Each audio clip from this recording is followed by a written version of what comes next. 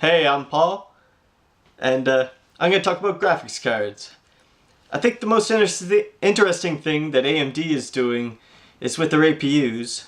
That's of course where you got the graphics card and CPU in the same chip, and they access the same memory. And they call it heterogeneous memory. Admittedly, I don't understand all the details, but it opens up an interesting question. Which kind of memory do you have with the APU?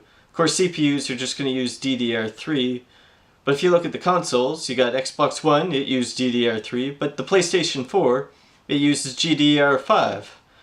Now, I think for a specialized device like that, of course, GDDR5 is the graphics memory. It should use GDDR5. But then for a general CPU, or not CPU, but general desktop on your desk, what do you use, DDR3 or GDDR5? And I know that they don't make APUs with GDDR5, but theoretically they could.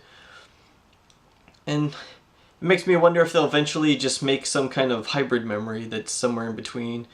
And arguably DDR4 is kind of going in that direction. I mean, it's gonna be a higher frequency but lower latency. And, you know, DDR3 typically has higher latency, lower bandwidth. Graphics memory does the opposite. But one thing I'm glad to see with AMD is that they, with their higher end cards, the FX series, they don't have graphics on the chip.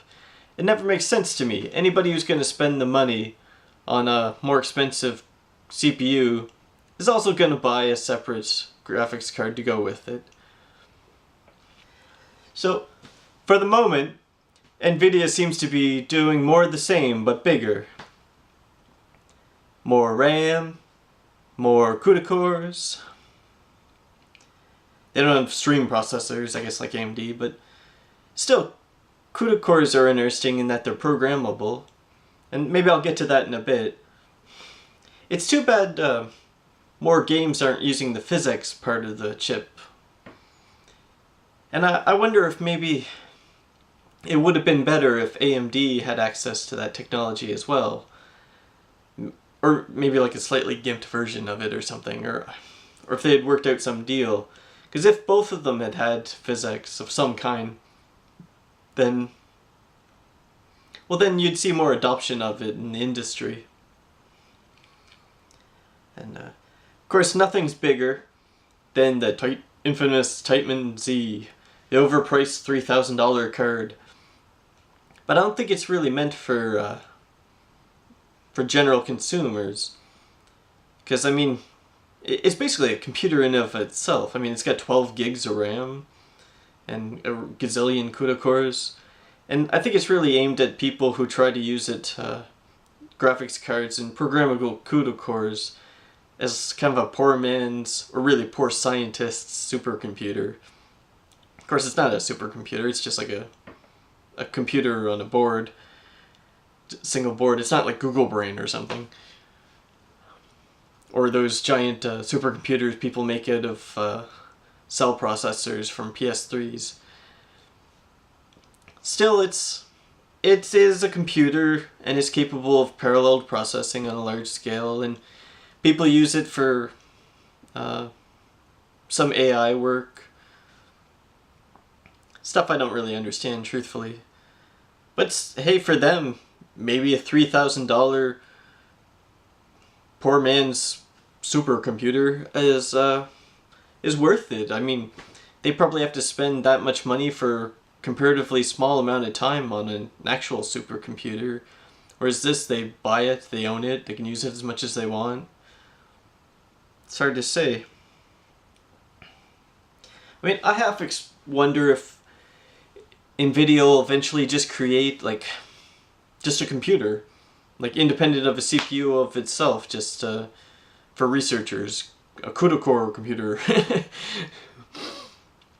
I mean, you know, they can produce chips for like that for cell phones, so it wouldn't shock me. I mean, it's getting to the point now where graphics cards basically are computers. They just have, for the moment, have to work with CPU as well. but I don't know. If you wanted something just for parallel processing calculations, what's the CPU there for, really? Other than just to tell this GPU what to do? Anyway, you guys talk in the comments. You probably lots of people watching this who know more than I do on the subject, but anyway, moving on. Okay, Intel graphics. Used to be pure crap. Used to be garbage. You know, for laptops and that kind of thing only. Well, with their Iris Pro graphics, it's getting better, but it's still not that great, frankly, and I don't think it's as good as the APU solutions from AMD, and of course Intel's, its graphics is meant to be just on die with the CPU, and it's never as good as a discrete graphics card, nor can it be expected to be. So it makes sense for like your i3, maybe i5, like the lower end CPUs. But I don't understand why they keep putting it on i7s, like the higher, more expensive CPUs. Because again, if anyone's going to buy an i7 or a more expensive CPU, they're probably going to buy a more expensive graphics card to go with it, a discrete one. So it just seems like a waste of space on the die. Like, they could have put more cache. Like, if you took an i7 with Iris Pro graphics, that's supposed to be the newer one that's going to come out in 2014, later this year. That's a waste of space. Why have that graphics card on the i7 when they could have a 6-core or an 8-core or maybe just more cache or anything? Because anyone who buys that i7, they're going to have a discrete graphics card in this computer. So, I don't know, maybe I'm wrong. Maybe there's people who will have Iris Pro graphics and love it. But, oh well, first world problems, huh? But